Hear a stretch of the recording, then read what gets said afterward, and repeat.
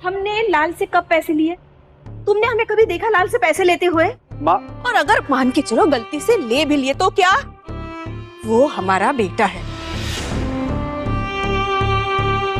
हमने पाल पोस के बड़ा किया है उसे, पढ़ाया लिखाया, हर खतरे से बचाया, उसकी देखभाल की।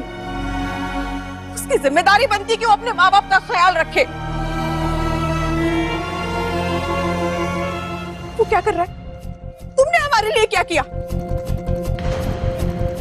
हमारी छोड़ो, कभी अपनी ननद से 5 मिनट फुर्सत में बैठ के उसका हाल पूछा है तुमने? हाँ बताओ।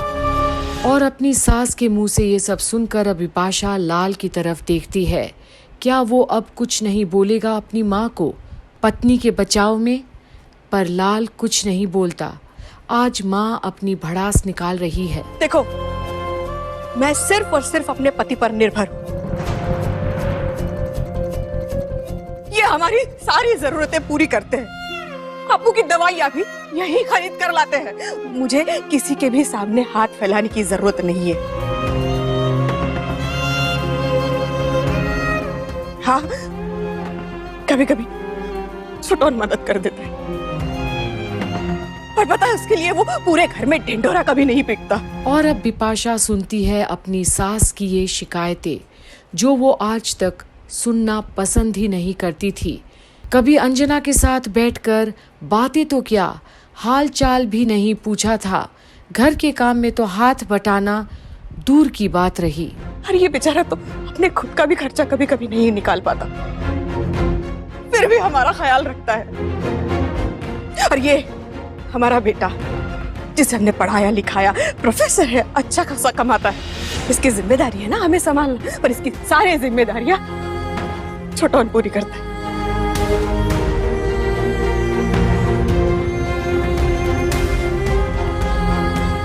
मुझे लगा था बेटा है,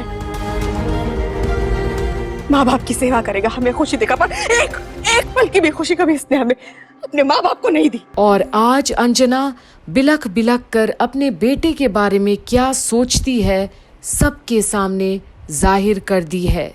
पर अब भी माँ कुछ नहीं बोलती। क्यों? अप्पू का दिल इस घर में सबसे अच्छा है, सबसे अच्छा। और यही मेरा दूसरा बेटा। पता नहीं मेरी परवरिश में क्या कमी रह गई थी जो ये लाल ये ऐसा है।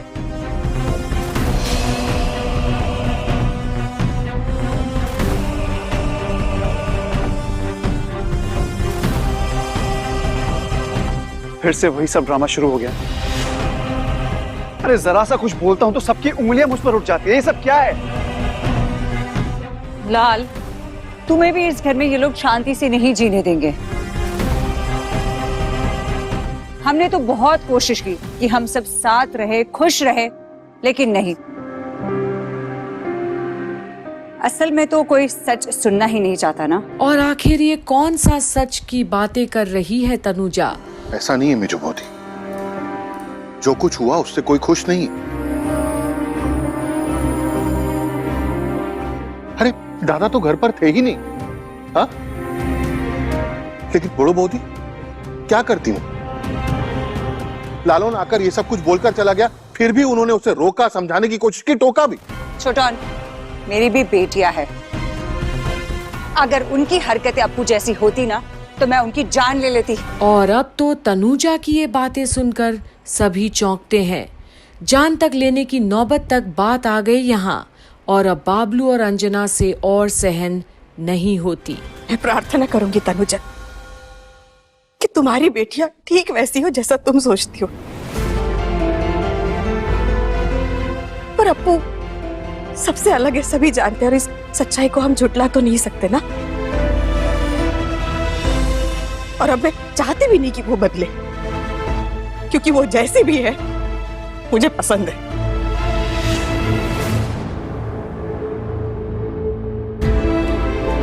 वो मुझसे प्यार करती है और मैं भी अपने अप्पू से बहुत प्यार करती हूँ। मेरा ख्याल रखती है वो। जब मैं उदास होती हूँ तो मुझे गले लगाती है।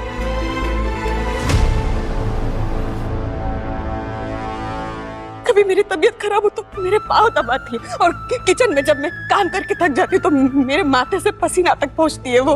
और आज पहली बार अंजना अपनी बेटी अप्पू के बारे में वो सब बातें बताती है जिसे कोई जानता तक नहीं।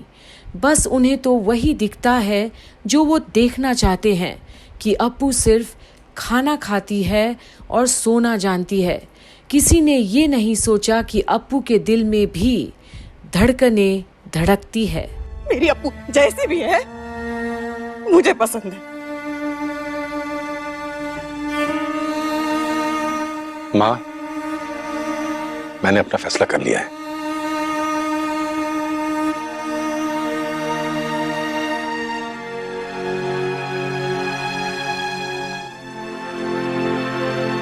अब तुम भी घर छोड़कर जाने की बात कर रहे हो बाबलू? और अब सब शांत हैं। आखिर क्या बाबलू घर छोड़कर जाना चाहता है या और कोई बात है? पर अब माँ अपना फैसला सुनाती है। तुम सब लोग सुन लो, जब तक मैं और तुम्हारे बाबा जिंदा हैं, ये परिवार एक साथ रहेगा।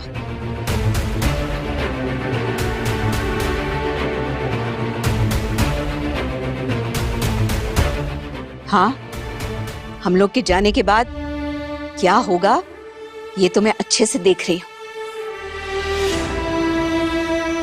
शुभो, तुम भी घर छोड़कर नहीं जाओगे? अरे अभी अभी तो तुमने ऊपर का फ्लोर बनवाया, ये सब कुछ छोड़ छाड़ के तुम फ्लैट में जाके रहोगे? ऐसे रह पाओगे तुम वहाँ? माँ, रहना तो यहाँ भी मुश्किल हो रहा है। कम से कम वहाँ पर ये बस्ती के गुंडे वुंडे तो नहीं रहेंगे ना। एक काम करते हैं, आप सब लोगों के लिए बेहतर यही होगा कि हम लोग एक किराए का मकान अपनी औकात के हिसाब से ले लें। हाँ, हम लोगों ने आपको ऐसा कुछ भी नहीं कहा है, ये सब आप लोग सोच रहे हैं। ये क्या हम लोग और आप लोग लगा रखा है लाल? पर अब छोटौन की बातें सुनकर एक बार फिर लाल चौंकता है और सभी हैरान है कि एक बार फिर छोटौन उनकी तरफदारी कर रहा है जिनकी कोई अहमियत ही नहीं अपने ही घर में। तुम्हारे माँ बाप अलग हैं, पराए हैं ये।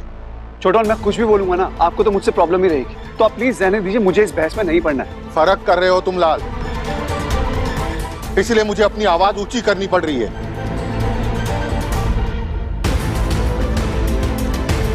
अरे अपने माँ बाबा के सामने ऐसी बातें कर रहे हो, शर्म नहीं आती तुम्हें? छोटौन। माँ, और एक बार फिर माँ छोटौन को ही चुप करा देती है। इसलिए तो नहीं कि छोटौन कुछ भी गलत बोल रहा है, पर इसलिए कि अब बात और बढ़ाना ठीक नहीं रहेगा। पर क्या जिसकी घर की लक्ष्मण रेखा को पार कर चुके हैं सभी सदस्य, क्या वो अब कभी घर की एकता, रिश्तों की अहमियत जान पाएंगे?